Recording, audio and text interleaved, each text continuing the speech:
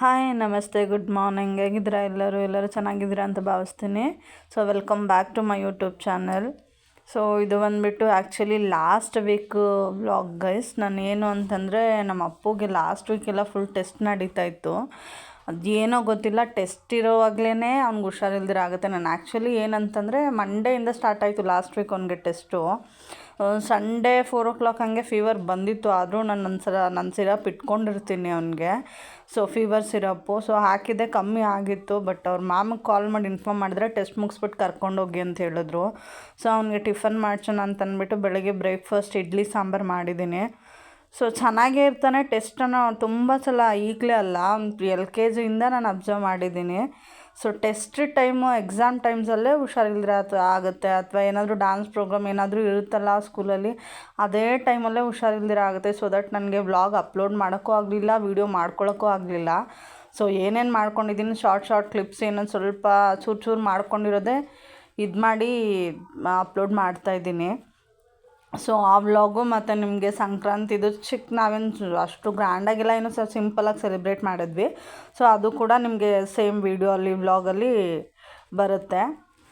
ಈಗ ನನ್ನ ಅಪ್ಪುಗೆ ಬ್ರೇಕ್ಫಾಸ್ಟ್ಗೆ ಇಡ್ಲಿ, ನಮ್ಮ ಅತ್ತೆ ಸಾಂಬಾರು ಮಾಡಿದರು. ಸೊ ನಾನು ಇಡ್ಲಿ ಹಾಕ್ತಾಯಿದ್ದೀನಿ. ಇಡ್ಲಿ ತಿನ್ನಿಸ್ಬಿಟ್ಟು ಹೇಗಿದ್ರು ಈಗ ಲಂಚ್ ಬ್ರೇಕ್ ಅಂತೂ ಇರೋಲ್ಲ. ಅವ್ರು ಹೇಳಿದರು 12 o'clock ಟೆಸ್ಟ್ ಬರ್ದಿದ್ದ ತಕ್ಷಣ ಕಾಲ್ ಮಾಡ್ತೀವಿ, ಬಂದು ಕರ್ಕೊಂಡೋಗಿ ಅಂತಂದರು.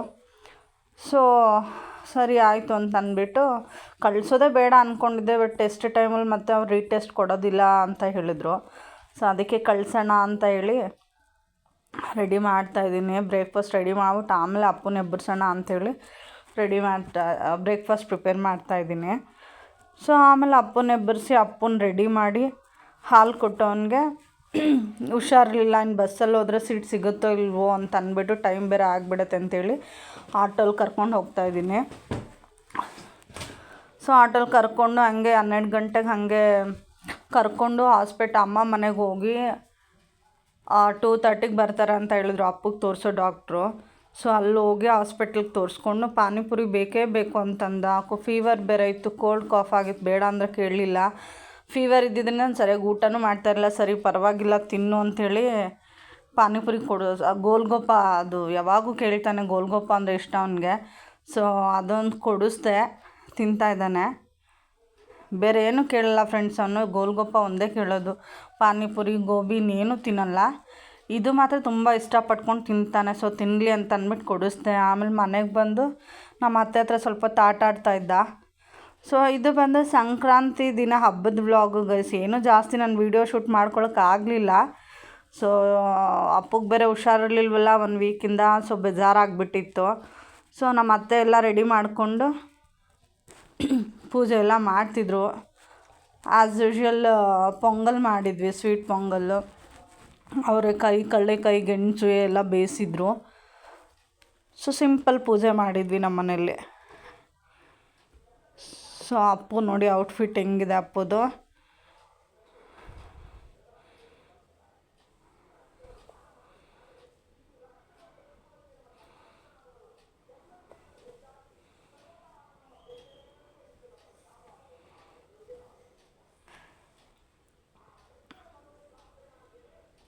ಸೊ ನಮ್ಮ ಮನೇಲಿ ನಾವು ಸಿಂಪಲಾಗಿ ಸೆಲೆಬ್ರೇಟ್ ಮಾಡಿದ್ವಿ ಗೈಸ್. ಏನೂ ಗ್ರ್ಯಾಂಡಾಗೆಲ್ಲ ಏನೂ ಸೆಲೆಬ್ರೇಟ್ ಮಾಡಿಲ್ಲ. ಜಸ್ಟ್ ಪೂಜೆ ಮಾಡಿ ಅವರೆಕಾಯಿ, ಕಡಲೆಕಾಯಿ, ಗೆಣಸು ಎಲ್ಲ ಬೇಯಿಸ್ಕೊಂಡು ಕಬ್ಬು ಬೇಯಿಸಿದ್ರಿ. ಸಿಂಪಲಾಗಿ ಪೂಜೆ ಮಾಡಿದ್ವಿ. ನೀವು ಹೇಗೆ ಸೆಲೆಬ್ರೇಟ್ ಮಾಡ್ತೀರಾ ಕಮೆಂಟ್ ಮಾಡಿ.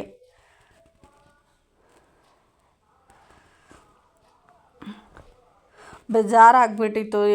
10 days ಆಯಿತು ಅಲ್ಲ ವೀಡಿಯೋನೇ ಅಪ್ಲೋಡ್ ಆಗಿಲ್ಲ. ಸೊ ವೀಡಿಯೋ ಅಪ್ಲೋಡ್ ಮಾಡ್ತಾಯಿದ್ರೇ ವ್ಯೂಸ್ ಆಗೋದು, ಇಲ್ಲಾಂದರೆ ಆಗಲ್ಲ. ನನ್ನ ತಂಗಿ ಅಂತೂ ಕಾಲ್ ಮಾಡಿ ಏನೇ ವೀಡಿಯೋನೇ ಅಪ್ಲೋಡ್ ಮಾಡಿಲ್ಲ, 5 days 10 days ಆಯಿತು ಅಂತ ಕೇಳ್ತಾರೆ.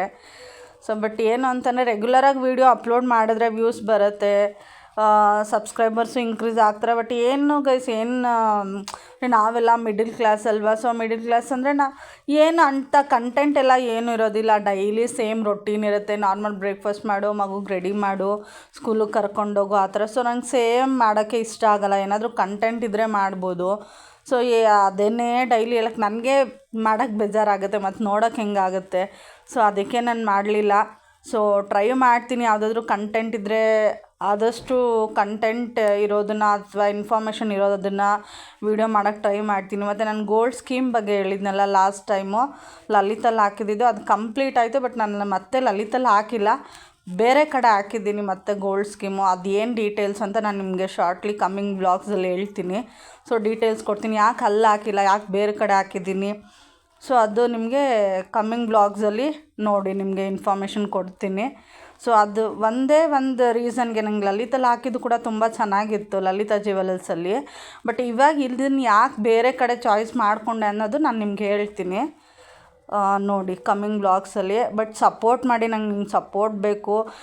ವ್ಯೂಸ್ ಆಗ್ತಾಯಿದ್ರೆ ಲೈಕ್ ಮಾಡ್ತಾರೆ, ಯಾರು ನೋಡ್ತಾ ಇದ್ದೀರಾ ಅವ್ರಿಗೆ ನಿಮ್ಗೆ ಇಷ್ಟ ಆದರೆ ದಯವಿಟ್ಟು ಲೈಕ್ ಮಾಡಿ. ಲೈಕ್ ಮಾಡಿದ್ರೆ ಏನಾಗುತ್ತೆ ಅಂದರೆ ಓಕೆ ಇಷ್ಟು ಜನ ನನಗೆ ನಿಜವಾಗ್ಲೂ ನನಗೆ ವ್ಯೂಸು 50 ಮೆಂಬರ್ಸು 40 ಮೆಂಬರ್ಸ್ ನೋಡಿದ್ರೇನೆ ಇಷ್ಟು ಜನ ನೋಡಿದಾರಾ ಅಂತ ಖುಷಿ ಆಗುತ್ತೆ. ಸೊ ದಟ್ ನೀವು ಲೈಕ್ ಶೇರ್ ಮಾಡೋದ್ರಿಂದ ವ್ಯೂಸ್ ಜಾಸ್ತಿ ಆಗುತ್ತೆ, ಅಂದರೆ ಇನ್ನೂ ತುಂಬ ಜನಕ್ಕೆ ತಲುಪುತ್ತೆ ವೀಡಿಯೋ.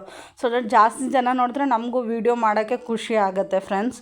ಸೊ ಸಪೋರ್ಟ್ ಮಾಡಿ, ಆದಷ್ಟು ಟ್ರೈ ಮಾಡ್ತೀನಿ ಒಳ್ಳೆ ವೀಡಿಯೋ ಮಾಡೋಕ್ಕೆ. ಸೊ ಈ ವಿಡಿಯೋ ಇಷ್ಟ ಆಗಿದ್ರೆ ಲೈಕ್ ಮಾಡಿ, ಕಮೆಂಟ್ ಮಾಡಿ, ಶೇರ್ ಮಾಡಿ ಫ್ರೆಂಡ್ಸ್. Thank you.